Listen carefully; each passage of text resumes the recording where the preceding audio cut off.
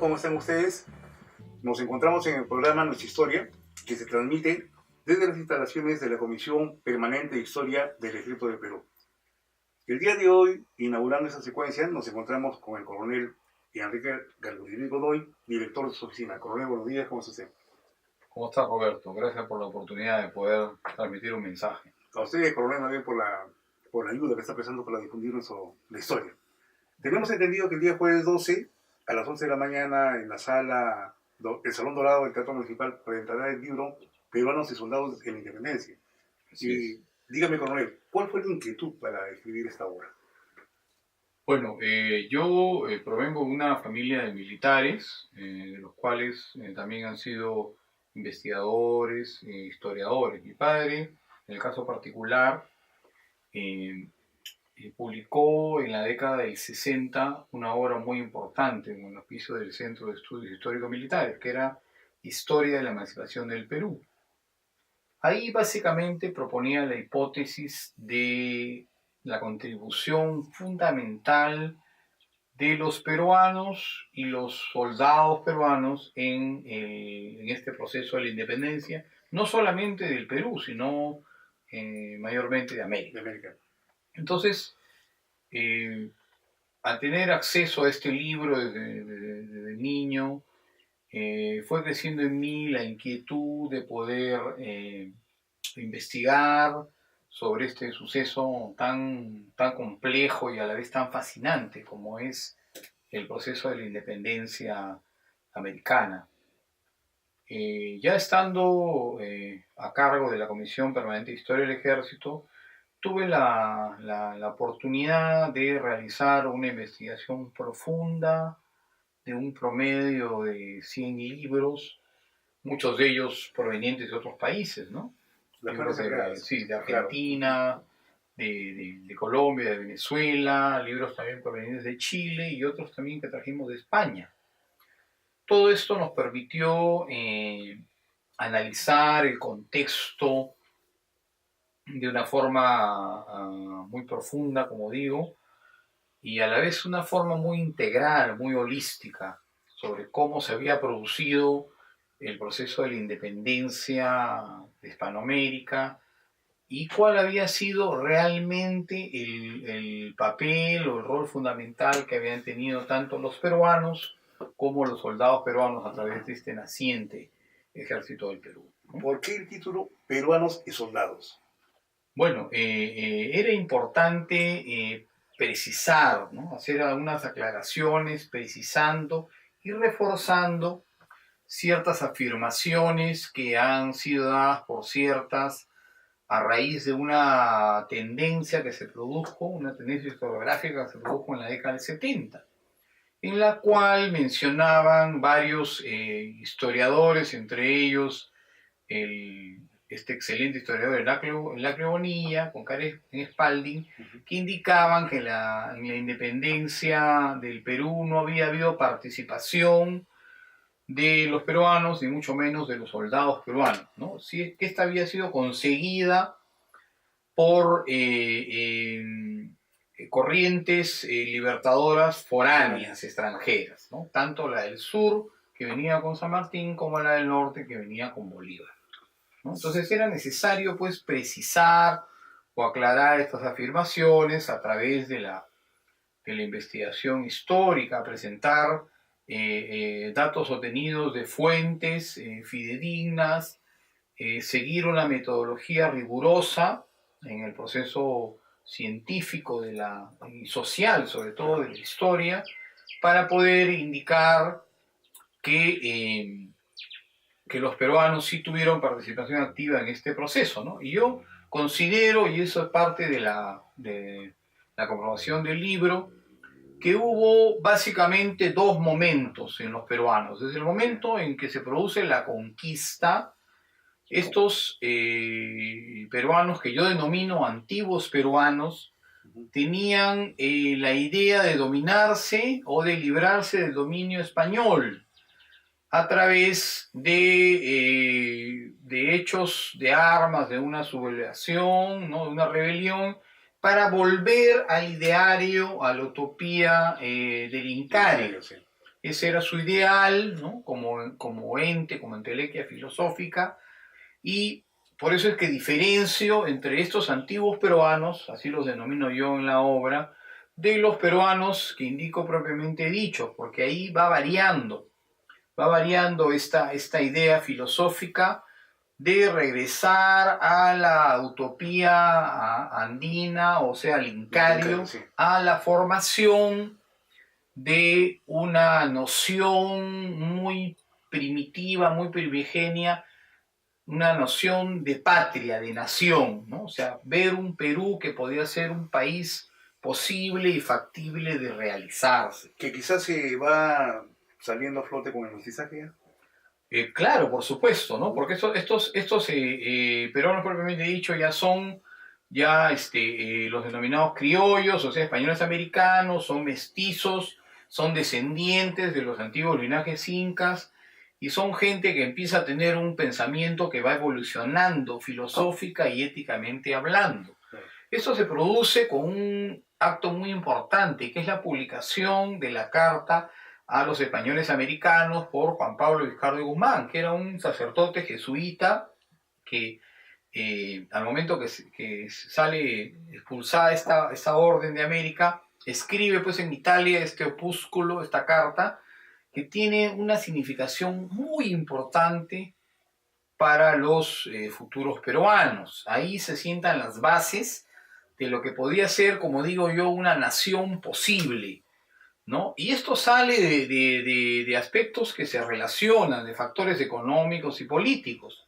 Decían los españoles nacidos aquí en América, si yo soy igual que un español peninsular en cuanto a raza, cultura, idioma, religión, ¿por qué no tengo los mismos derechos que él? ¿No? Entonces, y decían a la vez también, no podrá ser un español peninsular, podrá ser americano, ¿no? Entonces, ante esta confusión de ideas, de hechos, se produce pues el nacimiento de la idea, de la noción, de lo que podría ser el Perú como un país viable y posible, ¿no? Entonces comienza a germinar esta idea y se produce esta evolución, esta diferencia entre antiguos peruanos y peruanos propiamente dichos, que buscan ya liberarse de la dominación española, pero para crear un país, ¿no? Posible que podría ser el Perú. Claro, dentro también de la ideología va en conjunto con los movimientos libertarios, movimientos armados, ¿no?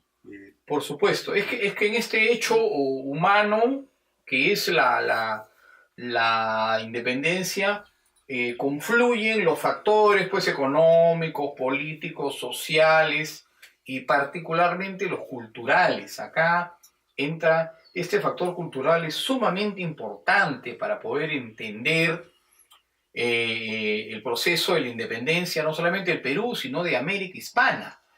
Porque nuestros antiguos autores y historiográficos, como el caso de Heraclio Bonilla, de Tulio Halperin, del mismo Pierre Vilar, y la cantidad de autores que hay, ¿no? Pierre Chonoux, indican o tratan de materializar estos procesos a través de cifras estadísticas, cifras económicas eminentemente cuantitativas. Y existen pues procesos del orden humano, como son emociones, conductas, actitudes, que no pueden ser medibles, o sea, no son susceptibles de ser medidos. Entonces ahí es donde cobra fuerza el aspecto cualitativo, que es el que basa esta obra para poder determinar cuáles eran los anhelos, cuáles eran las aspiraciones, cuáles eran los intereses de estos peruanos propiamente dichos, de querer librarse del dominio español para crear un Perú como entelequia filosófica y ética y poder lograr pues una independencia real de la corona española, ¿no? Dentro del proceso, ¿cuál es en sí la participación del peruano? Tanto del hombre, de la mujer. Parafraseando a Heraclio Bonilla, los peruanos contribuyen no solamente con sus ideas, ¿no? O sea, eso, los hechos y las palabras, contribuyen con sus ideas, en las palabras, en ese pensamiento real y vigente que se produce a través de estos pensadores, ¿no? Como son Juan Pablo Vizcarra de Guzmán, como son José de la Riva Agüero y Sánchez Boquete y otros más, que promueven y propugnan que América debería separarse de la corona española, eso por un lado. Y a través también de los hechos tenemos pues la acción de estos peruanos que inicialmente aportan información muy importante a San Martín en los inicios de la expedición libertadora, ¿no? Como propagandistas, como agentes, como inteligencia. Y estos agentes, esta gente, estos peruanos dan su vida también, porque muchos de ellos son capturados por las autoridades realistas, ¿no? Y se produce también sacrificio, ¿no? Hay varios mártires, como el caso del pescador chorrillano José Olaya, ¿no? Entonces hay una contribución muy importante que debe ser rescatada, que debe ser conocida a las generaciones venideras, porque aquí hay un grave cargo de conciencia que habría que hacerle a todos estos historiadores, investigadores tradicionales, porque al manifestar que los antiguos peruanos y los peruanos propiamente dichos no tuvieron participación en el proceso de independencia, nos estamos prácticamente condenando a una apatía, a una indiferencia, a un ostracismo. Porque si un joven actual lee todos estos textos y saca como conclusión que los peruanos no tuvieron nada que ver en el proceso de independencia, él tampoco hará nada por lograr el proceso y desarrollo tan ansiado que queremos en estos momentos con nuestro país, ¿no? Entonces, esto es consecuencia de lo otro.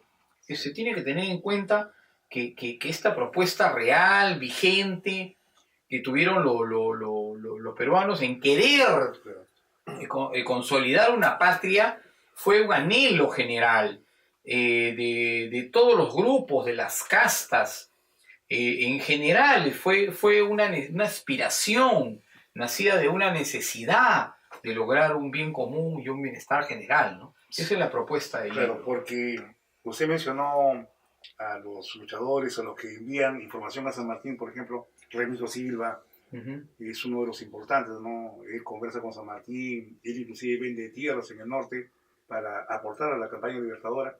También hay todo un proceso de la mujer, por ejemplo, ¿no? Que la mujer en las reuniones, en las vedadas literarias, para obtener información de los españoles.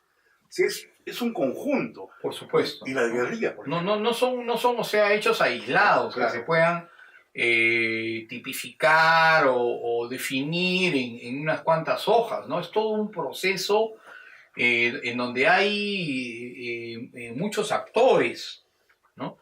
No solamente, como digo, contribuyeron en los hechos de armas, los soldados, por eso que también se llaman, ¿no?, soldados en la independencia, sino se conformó toda una institución que fue el naciente Ejército del Perú, así yo lo denomino en la obra, desde el momento que San Martín crea la primera bandera peruana en octubre de 1821. Es inclusive anterior la creación de este Ejército del Perú a la creación de la República, porque se le entrega esta bandera a la primera unidad conformada del Ejército peruano, que es el Escuadrón Auxiliares de Ica, que fue organizada por un militar rioplatense, José Félix Aldao, que tenía el grado de sargento mayor. Entonces, este oficial, con su esfuerzo y su optimismo, crea esta unidad peruana con los esclavos que iban saliendo a las haciendas y se conforma de esta manera el naciente Ejército del Perú. Dentro del naciente Ejército del Perú hay un aporte fundamental, las guerrillas. ¿Cómo plantea su obra las guerrillas? Por supuesto, reconociendo en la medida real del aporte que tuvieron estas partidas de guerrilleros que conformaban las fuerzas auxiliares del naciente Ejército del Perú, ¿no? La fuerza principal eran estas unidades que se comienzan a crear: el Escuadrón Auxiliares de Ica, el Batallón Leales del Perú, el Batallón Cazadores del Ejército, comienzan a conformar un núcleo muy combativo, muy profesional, que termina este proceso con la creación de la Legión Peruana de la Guardia por San Martín, ¿no? Pero no se debe minimizar de ninguna manera el apoyo que tuvieron estas partidas de guerrilleros con Inavilca, con Guavique, inclusive el mismo Vidal, ¿no? Sí. Oficiales del ejército regular estuvieron realizando acciones Institución de guerrillas. de esta guerra de guerrillas, muy tan importante también en el proceso de emancipación de América. Claro, ¿no? porque las guerrillas actuaban de acuerdo a la zona que ellos conocían, ¿no? Por ejemplo, si el ejército libertador iba subiendo por la zona de Guarochirí, actuaba el cacique Ninavilca en la zona, ¿no? Porque conocían. Entonces, si las guerrillas son formadas por campesinos armados que en ese momento salen a sí, apoyar, no, fue fundamental, así como la fuerza pues de línea, ¿no?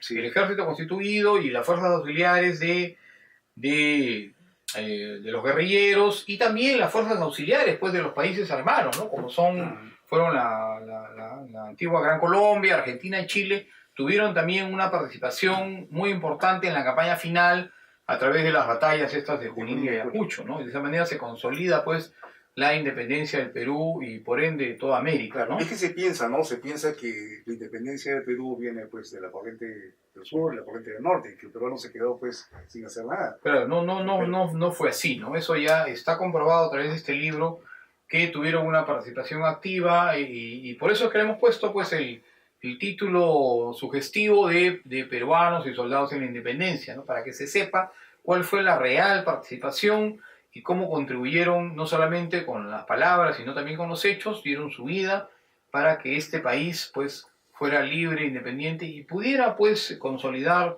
su destino, ¿no? Propiamente. Ahora, el naciente ejército de Perú está fundado o cimentado en la antigua milicia española, en reglamentos. Por supuesto, claro, es también uno de los capítulos del libro, ¿no? Es un adversario de honor que tiene que vencer el naciente ejército del Perú, pero a la vez toma toda su organización, toma sus reglamentos, toma sus armas, toma sus estamentos, sus oficiales, sus grados militares, toma todo lo necesario para poder funcionar como una institución profesional.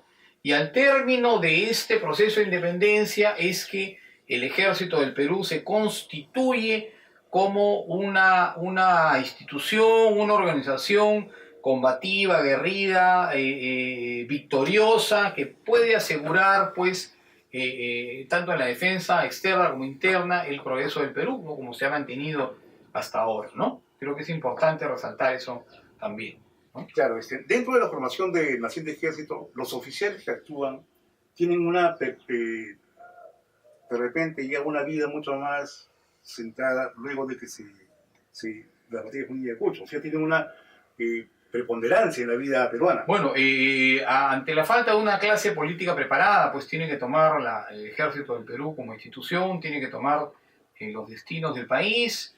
Hubieron muchos militares que estaban muy entendidos en el aspecto constitucional, como son Castilla, sí, Nieto, Vidal, ¿no? Y otros más.